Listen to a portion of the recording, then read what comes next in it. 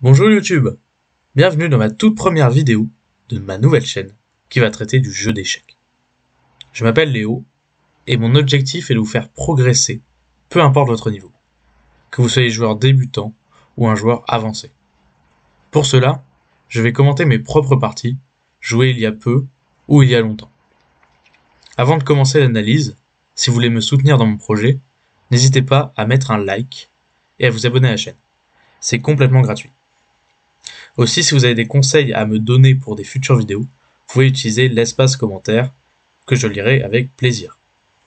Aujourd'hui, je vais vous proposer une partie datant de octobre 2021, une de mes toutes premières parties en tournoi. Cette partie s'est déroulée au championnat du Nord des jeunes et c'est une partie dont je suis assez fier encore aujourd'hui et vous allez voir pourquoi. On est parti. Donc dans cette partie, j'ai donc les pièces noires et mon adversaire ouvre par E4. C'est le coup le plus joué dans toutes les parties d'échecs. E4 permet d'occuper le centre et donc de contrôler des cases importantes pour la suite de la partie. Le centre, c'est là où gravitent le plus les pièces, donc c'est 16 cases là. Et donc il est primordial de contrôler ces cases pour pouvoir bien bouger les pièces et pour pouvoir plus facilement attaquer l'adversaire. Donc je réponds par E5. Moi aussi, je viens mettre un pion dans ce carré central pour contrôler aussi des cases. Mon adversaire joue cavalier F3. Cavalier F3, ça permet d'attaquer le pion tout en développant une pièce. Le développement, c'est un principe fondamental en début de partie, tout comme occuper les cases centrales. Plus on développe de pièces, plus nos pièces pourront participer à l'action et pouvoir créer des attaques. Le coup principal, c'est cavalier C6, qui vient développer une pièce tout en défendant le pion. Mais moi j'ai joué cavalier F6. Qu'est-ce que le cavalier F6? C'est la défense russe ou la défense Petrov.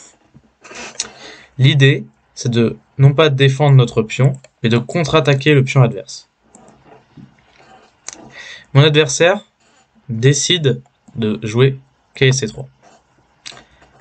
Il ne prend pas le pion, mais il préfère défendre son pion. Donc comme il attaque toujours mon pion, je fais de même, cavalier C6. Et on se retrouve dans une partie des 4 cavaliers. La quête cavalier, c'est une ouverture très connue aux échecs, et qui se passe lorsqu'on a les 4 cavaliers comme ça développés dans les 3 premiers coups. Alors ici, il y a beaucoup de coups. Il y a 3 coups principaux. Et le coup D4, ça permet de mettre un second pion au centre, et après pion prend, cavalier prend, pouvoir avoir un pion et du coup l'adversaire non. Il y a aussi fou C4, donc qui permet de développer le fou sur une belle diagonale. Et aussi le coup que mon adversaire a joué, fou B5. Quelle est l'idée de fou B5? Fou B5, ça développe le fou tout en créant une menace qui est fou prend cavalier, pion prend et cavalier prend. Donc le fou attaque la pièce qui défend mon pion. C'est pour ça que ici, je décide de jouer un coup qui permet de défendre mon pion, D6. Je viens renforcer mon centre. Selon l'ordinateur, ce n'est pas un très bon coup. Pourquoi? En fait, l'ordinateur préfère des coups comme fou C5, qui permettent de sortir le fou.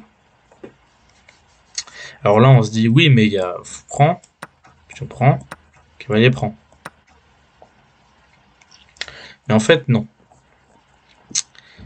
Ça, c'est un piège, parce qu'on aurait fou prend, échec au roi prend le fou, et dame D4 échec, attaque le roi et le cavalier, et on regagne la pièce. Donc on regarde notre pion, et le roi est devenu faible ici. Il ne peut plus se cacher derrière sa tour, sauf après plusieurs coups. Bref. Mais moi, je n'étais pas encore très bien assidu avec ces thèmes-là. Et du coup, je joue D6, un coup très solide. Et voilà, ça donne un avantage au blanc. Mais ça reste solide. Ici, mon adversaire a joué un coup pas très bon selon l'ordinateur. Il a joué D3. Alors pourquoi D3 n'est pas un bon? En fait, l'ordinateur préférait D4. On va voir pourquoi. En fait, quand c'est possible, on aime bien mettre un second pion au centre. Voilà. Contrôler le centre, c'est un des principes de base. Et bah là, mon adversaire avait l'occasion de mettre un second pion au centre. Et après, pion prend, cavalier prend. Il se retrouvait avec un pion au centre contre 0 pour moi. D3, certes, ça solidifie son centre, mais en même temps, on se retrouve avec une position similaire au centre, et donc on se rapproche de l'égalité. Ici, j'ai joué le coup A6. Pourquoi A6? En fait, mon idée, c'était de retirer son fou. Ce fou me gênait parce qu'il exerçait ce qu'on appelle un clouage. Qu'est-ce qu'un clouage? C'est quand une pièce, ici mon cavalier, ne peut pas bouger. Pourquoi? Parce que si mon cavalier bouge, l'adversaire prend mon roi. Et on sait que on ne peut pas, aux échecs, laisser prendre le roi. C'est interdit. Si on bouge le cavalier ici, c'est un coup impossible, c'est un coup illégal. Du coup, j'ai envie de virer ce fou pour pouvoir, pourquoi pas, rebouger mon cavalier dans le futur. Si l'ordinateur dit fou prend C6, donc pion prend, et forcé pion prend. Donc pourquoi l'ordinateur dit ça? Regardons. Grâce à cet échange, on voit que ma structure de pions, donc c'est-à-dire mes pions, mon ensemble de pions, est devenu, comment dire, un peu moins harmonieux. Pourquoi? Parce que ici on voit deux pions sur la même colonne. C'est ce qu'on appelle des pions doublés. Les pions doublés, c'est des pions qui peuvent être faibles. Pourquoi cela? Parce qu'on peut pas trop les pousser comme on veut. Par exemple, celui-là, déjà on peut pas le pousser. Et du coup, il faut d'abord bouger celui-là pour pousser celui-là. Et voilà. Et ça encore, les pions doublés, ça va. Mais ce que n'aime pas l'ordinateur, c'est surtout ce pion. Ça, c'est ce qu'on appelle un pion isolé. C'est-à-dire qu'il ne peut plus du tout être protégé par un autre pion. Là, il est forcément obligé d'être protégé par une pièce parce qu'il n'y a plus de pion à côté de lui. Mais bon, aussi aux échecs, on dit qu'il y a une chose primordiale, c'est la paire de fous. Alors, la paire de fous, c'est les deux fous ensemble. Voilà. Les deux fous ensemble, c'est souvent très fort. Un fou, c'est environ la même valeur que le cavalier, mais les deux fous ensemble, ça a un peu plus de valeur qu'un fou et un cavalier, ou deux cavaliers. Donc c'est pour ça que mon adversaire a décidé de ne pas prendre mon cavalier et à respecter le principe de la paire de fous. Il a voulu garder la paire de fous et a fait fou à 4. Sauf que fou à 4, c'est une erreur. Enfin, c'est pas une erreur, mais c'est un coup assez imprécis. J'ai puni tout de suite ce coup par B5. L'idée de B5, c'est que forcément j'attaque son fou, et donc je force fou B3. Et ici, j'ai décidé de supprimer la paire de fous par cavalier A5. On peut voir que le fou n'a plus du tout de case. Alors, pourquoi n'a-t-il plus du tout de case? Ben, en fait, contrairement à ce fou qui peut facilement voyager ici dans son camp, ben, ce fou-là, on voit qu'il est bloqué par ses pions. C'est ce qu'on appelle un mauvais fou. Quand la position est fermée au centre, ici c'est le cas, il n'y a pas de tension au centre entre les pions, le concept de bon fou et de mauvais fou est très important. Ici on peut voir que c'est un mauvais fou car les pions de son centre sont sur la couleur de son fou. Ce qui fait que le fou, quand il se fait attaquer comme ça, il a plus beaucoup de cases. Et donc là, je sais que je vais gagner le fou. Et donc je vais supprimer la paire de fous. Et que j'aurai déjà cet avantage de la paire de fous. Sauf que mauvais fou ne veut pas dire fou nul. Par exemple, pourquoi j'ai supprimé ce fou? C'est parce qu'il était très actif. C'est un mauvais fou, mais qui est passé derrière la structure de pion. C'est un fou actif. C'est pour ça que je voulais le supprimer. Mon adversaire a fait un coup imprécis. Fait fou D5. Il a envie d'échanger ce fou dans ces conditions. C'est-à-dire qu'il veut en fait que je prenne, et du coup qu'il ait un joli pion ici qui contrôle encore plus d'espace au centre.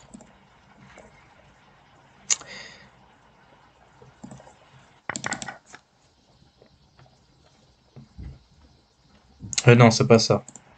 Non. Enfin, j'ai pris, et il a pas pris du pion, il a pris du cavalier. Ok, en fait, il voulait prendre du cavalier et avoir un joli cavalier posté ici. Ok. Donc moi, j'ai pris sa paire de fous, mais sous ces conditions. L'ordi préférait laisser ce fou-là, faire par exemple petit roc, mettre son roi en sécurité, et donc du coup ouvrir la colonne ici, et mettre une pression sur ce pion qu'on appelle arriéré. Pourquoi ce pion est arriéré? Parce que c'est lui la base de cette chaîne de pions, et qu'il ne peut plus être défendu par un pion. Sauf s'il vient à être poussé. Mais pour l'instant, il est derrière les autres pions, et donc c'est ce qui fait un pion faible. Du coup, l'ordi voulait échanger dans ces conditions. L'adversaire a fait fou D5, j'ai donc pris. Il n'a pas pris du pion. C'était une possibilité pour avoir un fort pion. Mais il a pris du cavalier, donc il préfère avoir un fort cavalier. Et donc là, je joue le coup fou E6. L'idée de ce coup, c'est que je développe mon fou de case blanche. Et en même temps, je mets une pression sur le cavalier. Mon adversaire joue fou G5.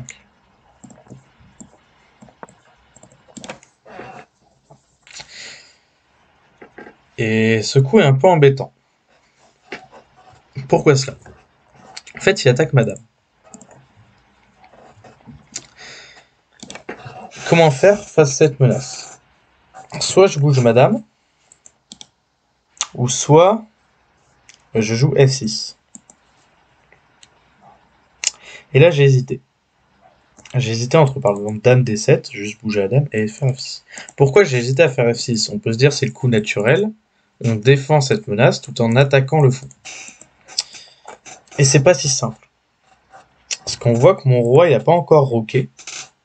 Il n'est pas en sécurité. Et si je fais F6, il y aura des petits affaiblissements au niveau de ces cases. Voilà, ici par exemple. Donc il y aura peut-être des dames ici, etc. Ça, je sais maintenant que F6, c'est pas du tout un mauvais coup et qu'il ne pourra pas utiliser ces cases. Mais je rappelle que c'est une de mes premières parties. Donc du coup, j'ai vraiment hésité. J'ai fini par jouer F6. Et il est revenu. Son fou est attaqué, il est revenu en D2.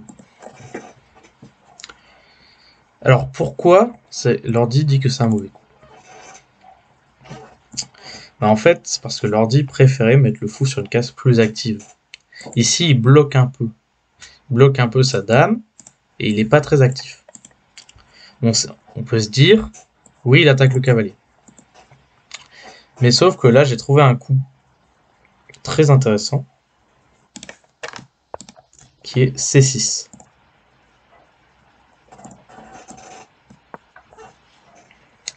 C6, ça permet de défendre le cavalier avec la dame qui était en D8.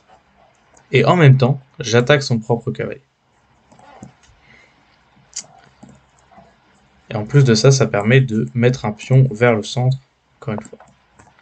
Il fait cavalier C3, il bouge son cavalier, il le laisse sur une belle case centrale qui contrôle ces cases-là.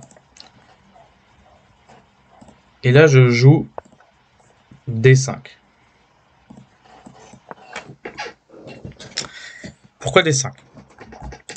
Bah, comme je l'ai dit au début, le plus important aux échecs, c'est donc la sécurité du roi et bien sûr le fait que les pièces peuvent mieux bouger.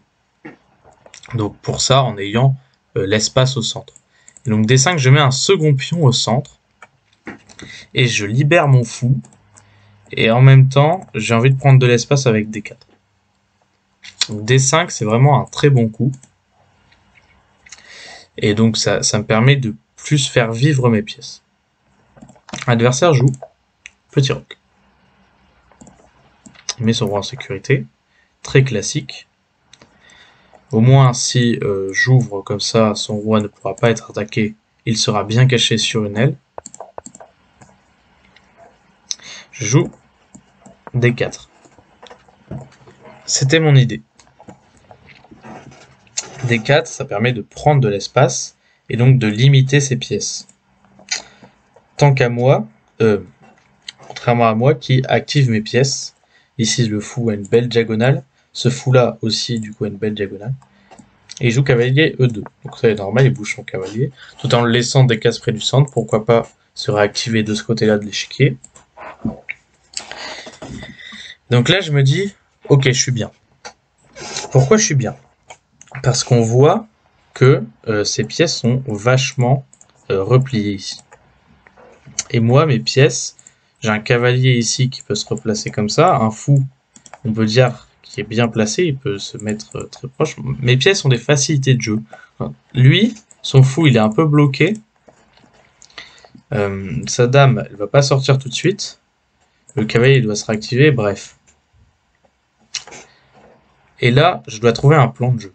Maintenant que mes pièces sont globalement bien placées, on peut se dire, oui, ce fou est pas développé, mais déjà, il contrôle beaucoup de cases sans être développé. Ça, je me dis, ce fou est globalement pour l'instant bien placé. Et donc, je me dis, je dois trouver un plan de jeu. À la sortie de l'ouverture, on rentre dans le milieu de jeu. Et le milieu de jeu, c'est là où on doit trouver des plans. Des plans, savoir où jouer. Au centre, sur l'aile roi, sur l'aile dame. Où jouer pour moi dans cette situation? Au centre, ça va être compliqué. Le centre est fermé. Et donc, il faut que je trouve des moyens de... Et si je veux jouer au centre, il faut que je trouve des moyens de l'ouvrir. Donc, par exemple, avec C5, C4. Pour essayer de détruire ce centre. C'est une option de jeu.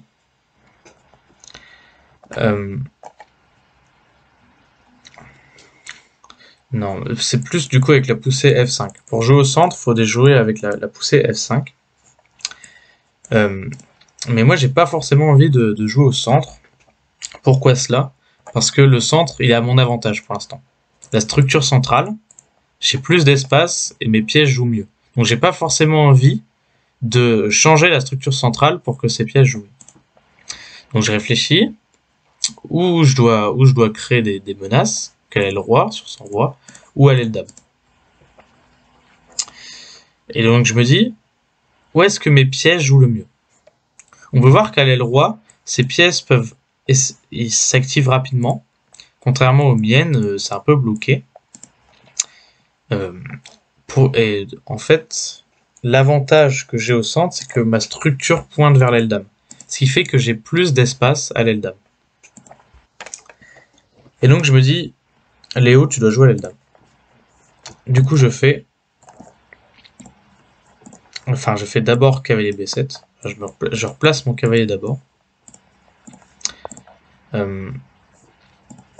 Il fait C3. Et là, maintenant le coup, je fais C5. Voilà. J'ai envie d'avancer à l'aile dame.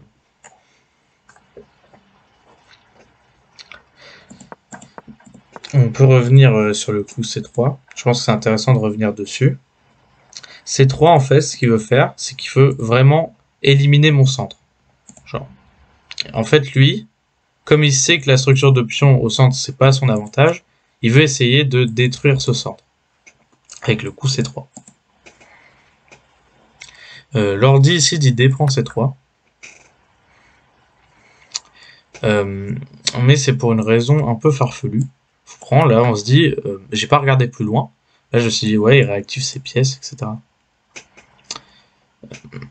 Mais l'ordi dit ça pour une raison simple, c'est qu'il échange un pion du centre contre un pion de l'aile dame. Et donc l'ordi veut utiliser ces 3 pions contre 2 pour pouvoir plus facilement jouer à l'aile dame. Et moi je l'ai pas compris ça. Du coup sur C3, j'ai fait le plan de jouer à l'aile dame, jouer C5. Je me suis dit, s'il prend, je prends, et j'ai une colonne ouverte. Voilà. C'est le plan typique de jouer à l'aile dame, on veut trouver des moyens d'entrée. Donc là, par exemple, pion prend, et donc j'aurai une colonne ouverte. Mon adversaire joue le coup pion prend, et je joue pion prend. Donc voilà, maintenant j'ai une colonne ouverte, et donc mon plan de jouer à l'aile dame a réussi. J'ai réussi à ouvrir un endroit à l'aile dame, et donc maintenant je vais pouvoir jouer à l'aile dame. Donc on peut se dire, oui, mais ton adversaire aussi, il peut mettre une tour, etc. Ces pièces aussi, elles peuvent venir vers l'aile dame, mais c'est plus compliqué pour lui. Parce que j'ai un avantage vers l'aile dame. J'ai un avantage d'espace vers l'aile dame. Mes pions contrôlent des cases vers l'aile dame. Ce qui fait que c'est plus à mon avantage de jouer à l'aile dame que lui. Lui, il doit plus jouer côté aile roi. Essayer de détruire ce centre qui est très fort pour moi. Donc mon adversaire joue le coup normal tour là, je joue tour là. Pour contester la colonne, c'est très important de contester les colonnes. Et mon adversaire joue une imprécision. Encore une fois, il fait B3. Pourquoi B3 c'est un mauvais coup? Mais en fait, il voulait défendre son pion. Que j'ai pas pris d'ailleurs, je sais plus pourquoi. Et peut-être parce que je me faisais enfermer le fou avec B3 justement. Du coup mon adversaire fait B3 et défend son pion. Pourquoi on n'aime pas trop faire des coups comme ça? Parce qu'en fait, à l'endroit où son adversaire veut jouer, on n'aime pas trop créer des faiblesses. Ici avec B3, il laisse ses cases. Il abandonne ses cases avec son pion. Ce qui fait que c'est des faiblesses que je pourrais exploiter plus tard, sachant que je jouais à l'aile dame. Du coup, c'est pour ça que c'est une imprécision. Et là, c'est un coup très intéressant, je fais B4. B4, c'est un coup intéressant, c'est pas le meilleur, mais l'idée, c'est de fixer cette structure. Et donc vraiment pouvoir faire des coups comme A5, A4, pour pouvoir vraiment attaquer l'aile dame, et pourquoi pas créer un pion très fort. On voit ici que je viens tout de suite contrôler les cases qu'il a abandonnées.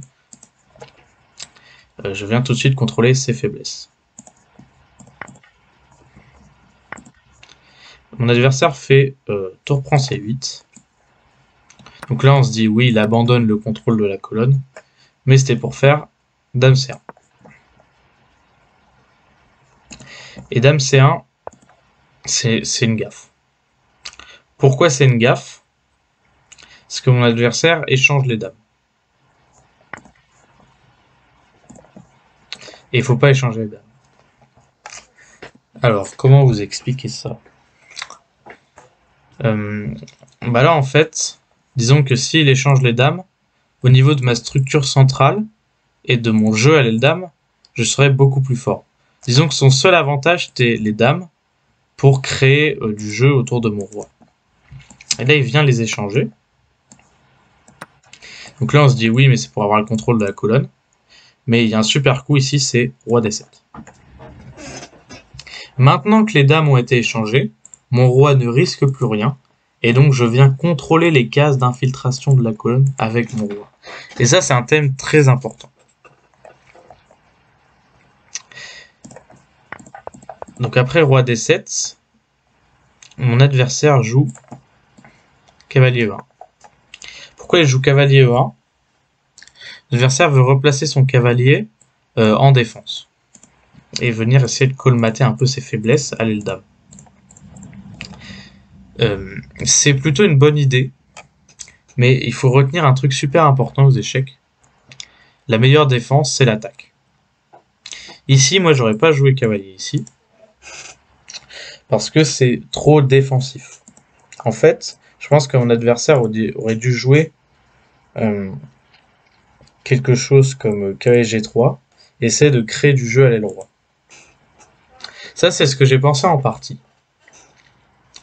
Je me dis, ouais, il vient défendre, etc. Mais en fait, mon adversaire avait une idée plus intéressante derrière ce coup. On va le voir après. Après cavalier 1, j'ai joué fou ici. Fou D6. L'idée, c'est de sortir le fou pour développer la tour. Et là, mon adversaire joue un coup qui m'a surpris. Non, c'est pas tout de suite. D'abord, mon adversaire joue cavalier ici, qui est une erreur. Comme j'ai dit, c'est un coup trop défensif. Voilà. Le cavalier, sa place, elle est à l'aile roi. Donc cavalier 1 n'était pas une erreur pour faire l'idée qu'on va voir après. Mais cavalier ici est une erreur, car le cavalier était censé revenir vers l'aile roi plus tard. Après cavalier ici, je joue le coup A5. Je viens consolider mon pion qui est attaqué. Et donc on voit qu'à l'aile dame, j'ai vraiment une bonne position. J'ai plus d'espace. J'ai la paire de fous toujours. On rappelle, la paire de fous de début de partie, je l'ai toujours. Mes fous sont mieux placés grâce à l'avantage d'espace que j'ai ici, pointant vers l'aile dame. Donc je sais que mes prochains coups seront vers l'aile dame. Je vais mettre mes pièces vers l'aile dame pour essayer d'attaquer cette chaîne de pions. Et pourquoi pas pouvoir pousser mes pions. Et on va voir après que ça a payé. Là, mon adversaire fait un très bon coup. Il fait le meilleur coup, F4. Et c'est là que j'ai compris l'idée de cavalier 1. C'était de jouer F4. Mon adversaire comprend enfin qu'il doit jouer à l'aile roi. Et sur mon centre. Donc là, il veut pion prend, et mettre une colonne, remettre sa tour ici pour pouvoir chercher ce qu'on appelle du contre-jeu. Moi, j'ai du jeu à l'aile dame, et lui, il veut du contre-jeu à l'aile roi. Essayer de me désorienter de l'aile dame. Je joue un coup vers l'avant, cavalier C5. L'idée de cavalier C5, c'est bien sûr, je veux jouer à l'aile dame. Du coup, je ramène une pièce supplémentaire et j'attaque ce pion. Voilà. Toujours, le but aux échecs, c'est aussi de gagner des temps sur les pions ou les pièces adverses. Et là, mon adversaire fait une faute. Il joue le coup F5. F5, c'est un coup, on peut se dire, ok, c'est normal. Enfin, il veut prendre de l'espace à l'eau. L'idée est là. Il y avait une possibilité de prendre au centre pour essayer d'essayer d'affaiblir cette structure de pion. Mais il y avait aussi l'idée F5 pour essayer de jouer plus loin à l'aile droite. Ok, c'est un bon coup, sauf mon adversaire pensait que je pouvais juste bouger le fou. Mais il y avait une idée tactique plus profonde. C'est le coup. Mettez sur pause si vous voulez trouver. C'est le coup fou prend B3. Fou prend B3, quelle est l'idée? Là, on sacrifie quand même une pièce nette contre deux pions. L'idée, c'est pion prend, cavalier prend. C'est d'ailleurs ce qui a été joué dans la partie. Quels sont les changements de la position? Bon, on remarque que maintenant, grâce à mon placement de pièces pointées vers l'aile dame, j'ai pu obtenir deux pions passés.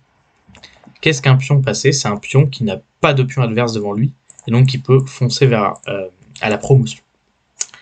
Et en plus, ce qui m'a conforté dans mon choix de sacrifier ce fou, c'est que j'attaquais en plus ce fou. Ok, il joue tour D1.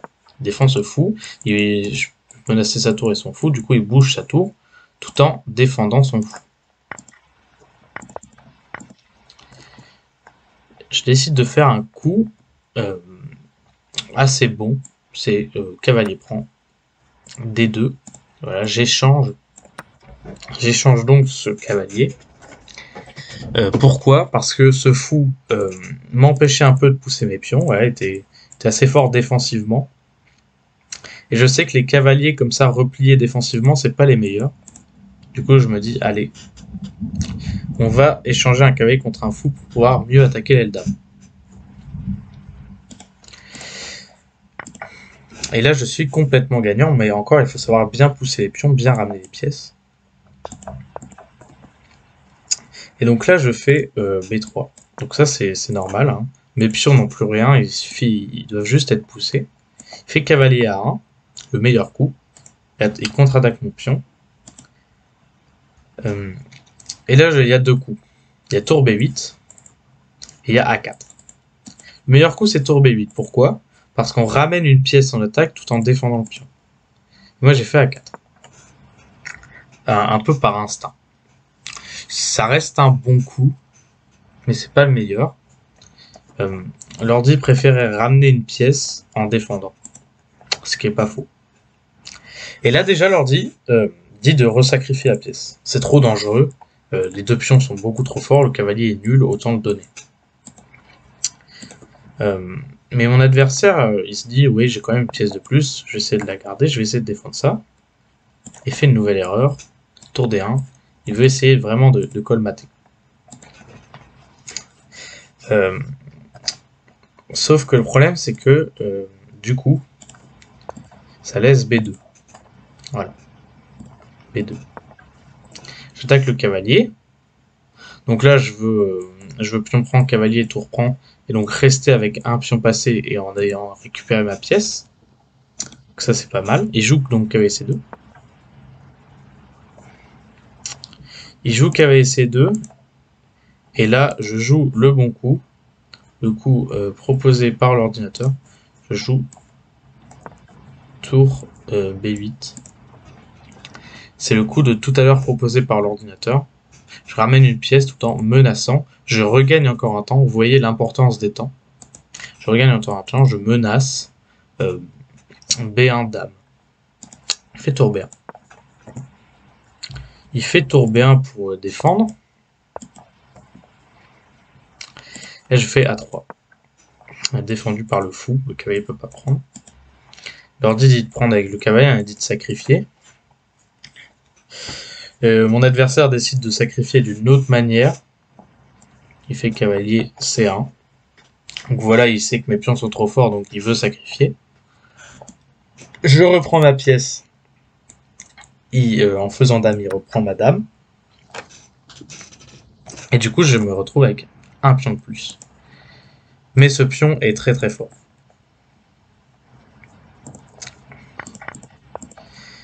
Ce pion est très très fort, étant donné que je fais en plus A2, qui me laisse faire A2. Je fais A2, et mon adversaire qui joue au roi ici. Pourquoi roi ici? Parce que je menaçais tour B1. Oui, je regagne un temps encore. Tour B1 et prise dame. Voilà, elle est clouée. Là, ici, je fais tour B1 quand même. Tour B1, j'ai envie de faire... Là, je menace tour prend. Et s'il fait tour prend, je fais dame. C'est pour ça que mon adversaire... Donc voilà, la menace, c'est ça. Et si je prends... Et je menace ça, et s'il prend, je fais dame. Du coup, il fait tour ici. Il fait tour ici, et là, je vois le plan de gain. Donc là, on remarque que si je prends, il prend et c'est protégé. Ici, je vois le plan de gain. Je vois que comme son roi est monté, je peux clouer son cavalier.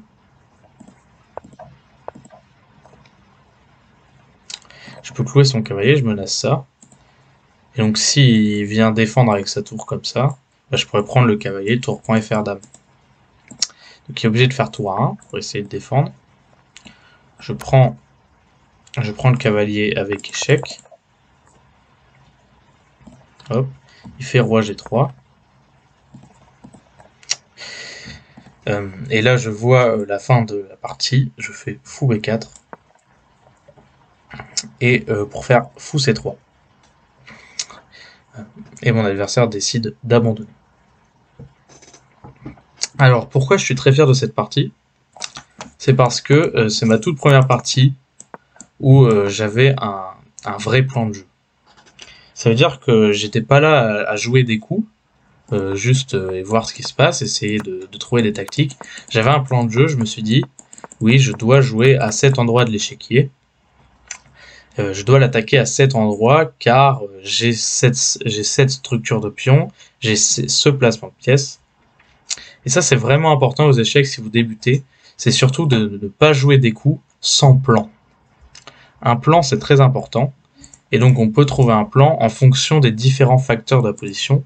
Ici, ces pièces étaient restreintes et ne pouvaient pas trop jouer à l'aile dame. Enfin, elles ne pouvaient pas trop jouer. Et donc, mon avantage au centre pointait vers l'aile dame. Du coup, je savais que c'était là où je devais jouer à l'aile dame.